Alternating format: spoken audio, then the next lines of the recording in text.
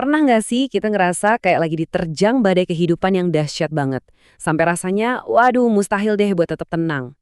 Nah, kali ini kita bakal bahas sebuah kisah nyata yang luar biasa banget.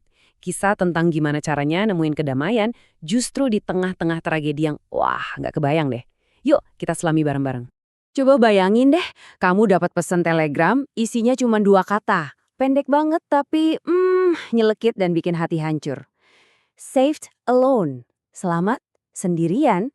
Nah, pesan singkat inilah yang jadi awal dari semua cerita ini.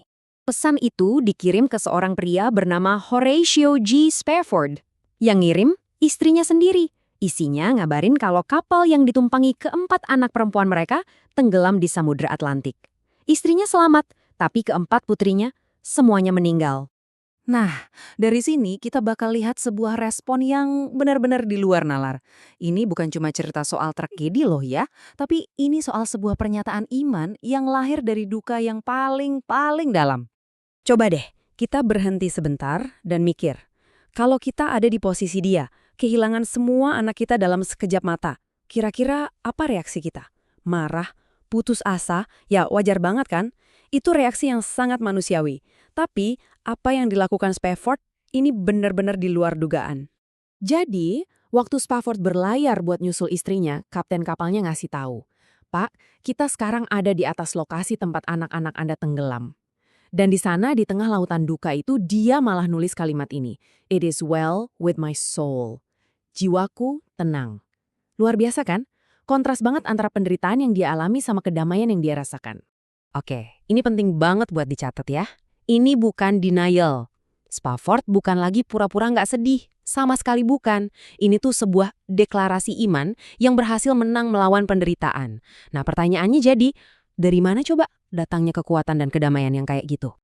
Ternyata ada rahasianya. Kedamaian yang Spafford punya itu berdiri di atas 4 pilar kebenaran rohani yang super kokoh. Dan sekarang kita bakal bedah satu persatu. Yuk kita mulai dari pilar yang pertama. Pilar pertama adalah damai yang sejati itu nggak tergantung sama keadaan. Gini deh, gampang banget kan merasa damai kalau semuanya lagi baik-baik aja, tapi iman yang asli itu diujinya ya pas badai datang. Prinsipnya simple. Tuhan itu tetap baik dan setia, bahkan pas hidup kita rasanya hancur berantakan. Kedamaian darinya itu kayak jangkar yang stabil, nggak ikut naik turun kayak roller coaster kehidupan kita. Dasarnya dari mana? Dari sini nih. Damai itu sebuah pemberian. Titik. Bukan sesuatu yang kita usahain atau kita ciptain sendiri, tapi sesuatu yang kita terima dari Tuhan. Nggak peduli keadaan kita lagi kayak gimana. Jadi intinya apa? Intinya kita harus stop ngukur damai atau enggaknya kita dari hari ini lagi bagus atau jelek ya. Bukan gitu. Sebaliknya, kita justru diajak buat belajar percaya sama dia pas lagi di tengah badai dan terus berharap sama sumber damai itu sendiri. Oke, lanjut ya ke pilar kedua. Nah, yang ini nih ngena banget ke masalah kita yang paling dalam. Salah satu alasan terbesar kenapa kita bisa punya ketenangan sejati adalah karena masalah terbesar kita, yaitu dosa, itu udah diberesin. Salib Kristus itu ngasih kita kepastian, jaminan, kalau semua kesalahan dan dosa kita tuh udah dihapus, udah lunas. Beban terberat yang pernah kita pikul, udah diangkat. Nah, inilah fondasi kedamaian yang gak bakal bisa digoyahin sama masalah apapun di dunia ini. Terus, praktisnya gimana? Artinya, kita nggak perlu lagi hidup terus-terusan ngerasa bersalah. Udah stop. Kita bisa pegang erat-erat janji pengampunan itu dan mulai hidup dengan penuh rasa syukur atas keselamatan yang udah kita terima. Pilar ketiga. Nah, ini mungkin kedengarannya agak aneh, paradoks gitu, tapi ini penting banget. Penderitaan itu ternyata bukan dikirim buat ngancurin kita. Justru sebaliknya, penderitaan itu dipakai buat ngebentuk dan memperdalam iman kita.